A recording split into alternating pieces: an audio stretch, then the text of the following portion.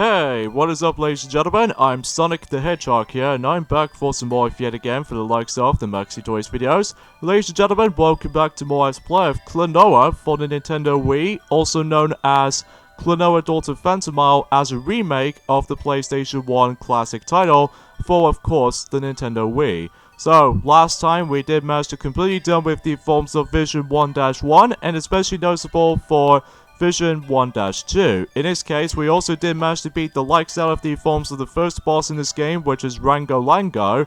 And today for this episode is the fact that we're about to be continuing things onwards to the forms of the second world Vision. So even then, onwards to Vision 2-1, and eventually we might actually also explore Vision 2-2, essentially. So even then, let us get this thing to it with those two levels coming up. So even then, not much else to really say about this for this point today, folks, apart from the fact that today's day is, of course, the 24th of June. In this case, today's day is going to be the, well, I'm pretty pleased to say about the fact that, you know the game of Mario and Sonic at the Rio 2016 Olympic Games on the Wii U?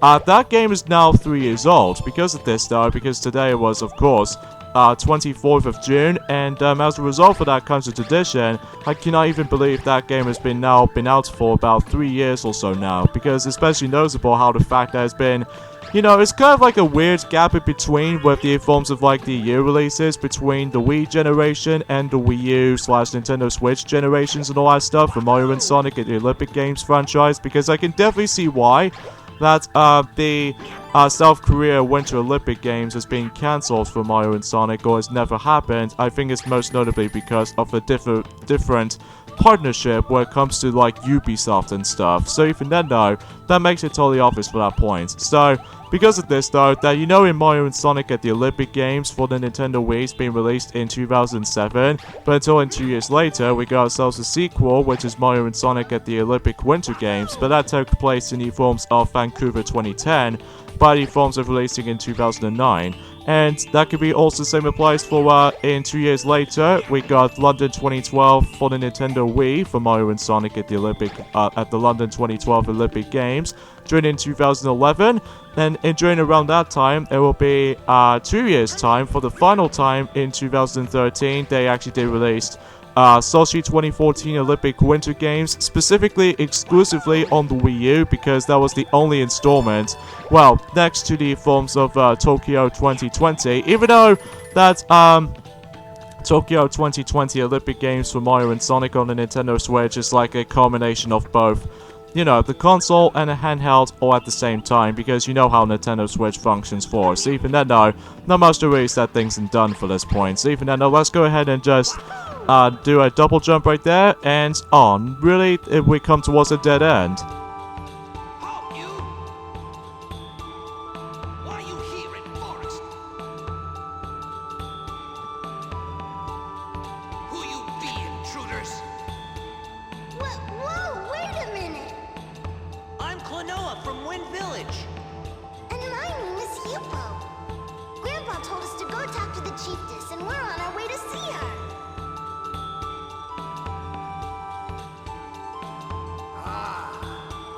Sorry. Lately, strangers forest. Strangers in the forest? Doors with picture of key. Need key. This key, you use. So that's how it works. Thank you. But one key, open one door. You not forget. Okay, got it. Then bid you farewell. Chichkupa! So yeah, as you can see, that the Forest Guardian did manage to give us a key for once, so just like in the forms of how it does it on the PlayStation original version of Klonoa Daughter Phantomile, that every time you see that little clock icon for that door, we do need to acquire the key in order to actually just to proceed to the level. So yeah, you probably get the idea how the level gimmicks where it actually decides to come in. So anywho though, once again I must admit that I apologize for the actual the long amount of delay between the actual developing the videos and stuff like that, because yet again my microphone is somewhat always glitching up all the goddamn time, because I swear to God I don't even jinx the microphone or anything like that, or even I do not even like move it or anything. It just managed to like disconnected all by itself. Like, I did manage to try out, well, the only method I'm actually currently using at the moment is on my laptop on the USB port number 1, and for the life of me, well, it did manage to do a commentary thing just fine, but Jesus Christ, every time I did manage to try and able to move it gently, and then decided able to actually just to do my recording setup, but sometimes the USB connector doesn't seem to like me as all that much. I think I can definitely tell you right about now. And I should probably point things out. I swear, I really wish I really need to get a new microphone, because this is getting ridiculous. Because it happens in during, whatever it happens in during at some point in the future, especially noticeable in 2020, I will definitely need to get ourselves a new microphone, because that's getting ridiculous with all this filming stuff in mind, even with the forms of some commentary involved. But, you know, it just gets really underwhelming, honestly. So, anywho though. So yeah, with the Forest Guardian, as you can tell that we've already saw for about a few seconds ago, it does have an English dub, so even then note that his voice is actually by the forms of whoever performed Forest Guardian. His voice is known as Tony Oliver, so even then though, I think it's actually an alright voice acting in mind, but even then though, it does a really good job for able to actually just to voice that. So, as far as any other character voices, as far as I'm concerned, like, I think there is one emphasis on the forms of, like, Joker is being voiced by Dave Mullo, and also Guardius, the main villain of the entirety of Klonoa Daughter Phantomile, he has been voiced by J.B. Bellick. So even then though, it's kind of a weird name, especially noticeable of how the fact that, well, he may be a little bit more intimidating or menacing as it looks.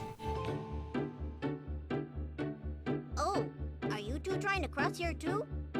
Yes, if that's okay. Unfortunately, the fairy tree has withered, and there's no way to get across. I guess we can't go any further. Thanks for telling us. Who are you anyway? I am a royal soldier from Jugpot, the Water Kingdom. I was on my way to see the Chiefess of Forlock, on official business for the kingdom. Wait a minute, are you saying something happened in Jugpot too? No, I didn't say anything like that. Oh, I get it. It's something so bad you can't talk about it. I just thought that with all her knowledge, the chiefess might be able to do something to restore the king. What's wrong with the king? The king is absolutely fine. There's nothing wrong at all. This place is dangerous for children. You should go home. This sounds suspicious. I wonder if Guardius and Joker are involved. Well, we can't go any further here. Do you want to try going to Jugpot? Sure, let's go. Speaking of which, during the actual cutscenes on the Wii version of Klonoa Daughter Phantomile, I realized is the fact that the actual length of it might be slightly longer than the forms of how it does it on the original PlayStation version, is most notably because, well, not to mention that you have to keep pressing the button in order to actually skip the actual text bubbles in here and all that stuff. But in the Wii version, it does it for you. So even then, it just makes it slightly longer than the forms of how it does it on the PlayStation version's cutscenes. But, hey, at least it still looks pretty sight to see. So even then, now we're going to be moving on to Vision 2-2, where we ended up on the forms of, you know, Jugpot Kingdom, of all things. In this case, the Water Kingdom, by anything else for that certain, stuff of that nature. So even then, that, yeah, everything else we actually just managed to encounter for. So even then, that, I will mention more details about the forms of the other voice actors during any second or two, because we haven't exactly bumped into those characters, or so many characters for this point just yet. Apart from the fact that we've already mentioned about several voice actors for Klonoa, Hupo, Guardius, and Joker so far. Wow! Look at that. The water's flowing backwards. I get it now. This is why no water is flowing into Forlock Forest and the trees are all withering. Come on, we have to get to the castle. Right. Indeed, the waterfalls is flowing backwards, so we're gonna have to fix this no matter what. So either way though, let's just get this thing to it, shall we? So, as far as any other characters' voices in English though, is that, well, I do notice is that Blue, he's been voiced by, actually, to be perfectly honest here, I just realized is that both of those characters, both Blue and Grandpa, are voiced by one guy, and that is, of course, Daniel Warren, which, either way, it feels pretty strange, because he's kind of like the same thing for how he does it on that terrible film called 8 Crazy Nights, with the terrible animated, adult humor type of movie that contains Adam Sandler of all things. Oh, Jesus Christ, I can't stand him so much. But either way, though, that's besides the point. And, yeah, I cannot even believe that he's actually the old Daniel Wayne, or in this case, Daniel Ron, actually. I can't pronounce that, surname, I do apologize for that point, folks, even for his second name. But, I cannot even believe that he's actually been doing 2 characters within that one particular voice. So, that's pretty cool, though. And, let's not forget to mention about the forms of, well, you know I mentioned this before about the forms of, the Forest Guardian that, is being voiced in the English version of the game is actually in Tony Oliver. Apparently, there's also another character that he did manage to voice there too, which I'll probably point things out whenever we come across into that, you know, Seadoph of all that stuff. So, yeah, you probably get the idea of how this is going. So, aside from all of that, though, I suppose I could able to mention about this, actually, is the fact that recently I managed to got myself my, not 1, but 3 downloadable Wii U games, as far as I'm aware, for that digital download virtual console games at this point, because you know how the fact that it's still live and going. And as a result, though, I did manage to able to pick up the 3, no, not the Dragon Ball Z series, but in the forms of the entire trilogy of the Super Nintendo classic Donkey Kong Country series. And as a result, I've got the first and the second and the third installments on the Wii U eShop now. So even I know I'm pretty much all set when it comes to, like, maybe at some point in the future that I would really love to able to do with the Let's Play of Donkey Kong Country games, because I haven't really played Donkey Kong games as much, and during the likes of our Let's Play channel, the only time exception is, of course, Mario vs. Donkey Kong on the Game Boy Advance, despite the fact that you're actually playing as Mario the whole time for the entire journey. But even then, I'm very glad that I managed to able to now got ourselves, the entire trilogy of the Donkey Kong Country trilogy of all things. So, even though there's one particular game that I seem to able to forgot about, and that was of course Donkey Kong 64, which apparently that usually counts as a Donkey Kong Country game. Well, it doesn't normally call it Donkey Kong Country 4, but it's more accurately Donkey Kong 64, which, for what I can tell, it's like a 3D platformer game, and also as a result, it does have several heavily borrowed moments from, I would say, by the forms of Super Mario 64, like the Collectathon stuff, and especially notable with Banjo-Kazooie and stuff like that. So even then, though, that I might actually be able to actually just download Donkey Kong 64 whenever I get enough cash for now for able to actually just to do a Let's Play of that game. Well, after whenever we're trying to deal with the rest of the Donkey Kong Country series from now on. So, including returns, and especially notable with Tropical Freeze at this point. So, either way though, we're looking forward to able to actually just able to do those at some point soon. So, that I digress. So, yeah, aside from all that though, not much else, anything else to be said and done, apart from the fact that with my problems with the microphone again, and as a result of this matter, it just gets pretty ridiculous these days, especially notable with how the fact that I swear it did manage to work just fine, but most of the time though, it just keeps on getting like quiet, and sometimes it just gets all glitchy here and there too. Like, I really definitely need to get a new microphone if this keeps on glitching out like this. So, at least we actually got that microphone ever since the at the very end of 2017, so it's almost about 2 years for this point now. But whenever we get the replacement of the microphone, most notably either the Snowball microphone, which I heard that the Snowball microphone is easily the best microphone in the entire history. Well, apart from the actual quality of the actual, like, the voice clips here and there, especially noticeable how, you know, I can't remember exactly how well the tone goes for that particular part right there, but that's besides the point. So anyways, let's go ahead and just keep on moving forward right there, and hopefully get ourselves our extra life, and sure enough, we'll meet outside for that little water kingdom. I hear someone crying. Somebody save me. Could you please look at some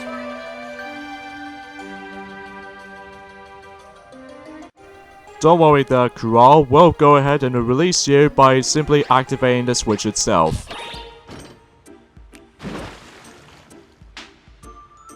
Oh, thank you so much. I'd never have gotten out without your help. Something terrible must have happened here. Yes, some strange people came and made a big mess of everything in the castle. I'll bet that was Gaudius. Excuse me, could you please do one more thing for me? My mom is in the castle and there's something wrong with her. Could you please save her? She's probably been brainwashed or something.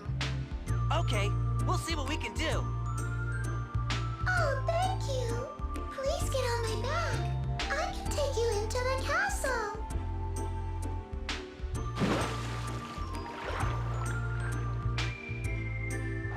My name is Coral. Thank you for helping me. I'm Klonoa from Wind Village. And I'm Hupo. Okay, here we go.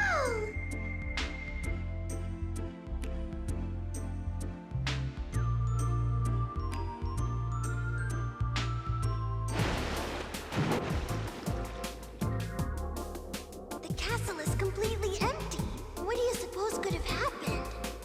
Who goes there? Who are you? I am Seadoph, the king of this castle. I see. So you are the brats Lord Gaudius spoke of. Gaudius! I knew he was involved in this somehow. It's time for the two of you to disappear. Pamela!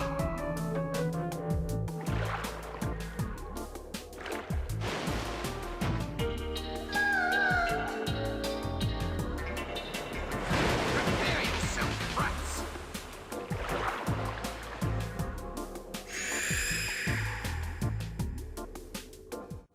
Alright, almost to the second boss in Klonoa Daughter Phantom Isle for the, on the PlayStation / Nintendo Wii remake. As you can tell, we're actually going to be faced off against with the evil variations or the evil versions of Seadoph, and especially noticeable with evil Pamela. Which, again, I do apologize with the wrong pronunciation of her name correctly, but that's besides the point. So as you can see, the entire battle itself, it plays exactly like how it did in the original version, except if you couldn't tell on the battle arena design itself, it's actually a lot more easier than the forms of how it does it on the PlayStation counterparts, because in the PlayStation version, there is actually that one giant bottomless pit that is usually directly at the center, but if you do fall off into that particular battle arena, then you have to redo the entire boss fight again. But on the Wii version, especially on the remake of the actual original game, they decided able to make this a hell of a lot more easier than in forms of how it does in the original counterparts, because now they added in a somewhat full circle of the actual arena, so you can't possibly die. The only time you will die, though, is of course spike balls, and especially noticeable with their attacks themselves, which, annoyingly enough, is the fact that every time whenever I was trying to able to toss evil Seadoph right at the forms of evil Pamela, right back at her, I swear, I did manage to able to get hit on the exact same time with that specific adjustment to the actual throw. But nonetheless, it's pretty much exactly the same boss fight as from the original counterparts, but apart from the fact that it just makes it way too easy in comparison to the forms of how it does it on the PlayStation counterparts, if only there was no bottomless pits to be seen around here. So, and like always, she's go back to normal, and hopefully we're not gonna kill her or not gonna hurt her anymore.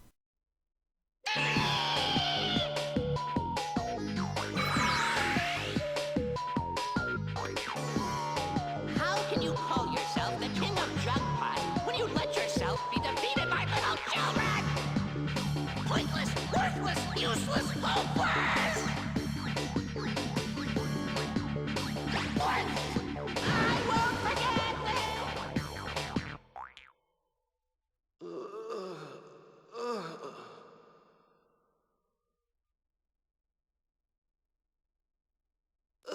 What happened to me? I see. So I was being controlled by that evil man, Gaudius. I don't know who he is, but he definitely seems to be plotting something against the Moon Kingdom. which means the chiefess of Vorlock Forest is in grave danger. She's known for her knowledge of ancient lore. I'm sure she must also know a great deal about the Moon Kingdom. Oh no! We have to go back to Forlock Forest! Right. Let's go.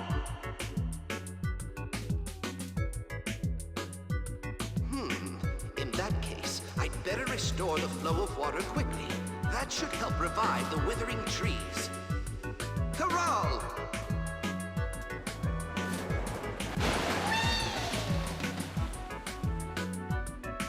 Corral will take you to the forest. Thank you! My mom is back to being my nice mom again! She is? That's great. Okay, well, if you don't mind, I guess we'll take you up on your offer. All right. Let's go.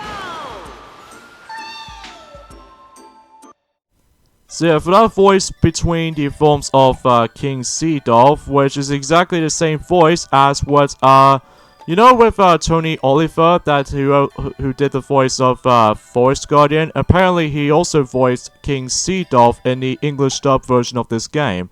And as far as Pamela, she's been voiced by Jessica Strauss, and finally, she's been voiced by Wendy Lee. So it's want to classify that. So we got the endings over this point, I'm afraid, guys. So join me next time with Let's Play Klonoa for the Nintendo Wii. Is that we're about to be moved on to Vision 3-1 and 3-2 eventually. So see you then.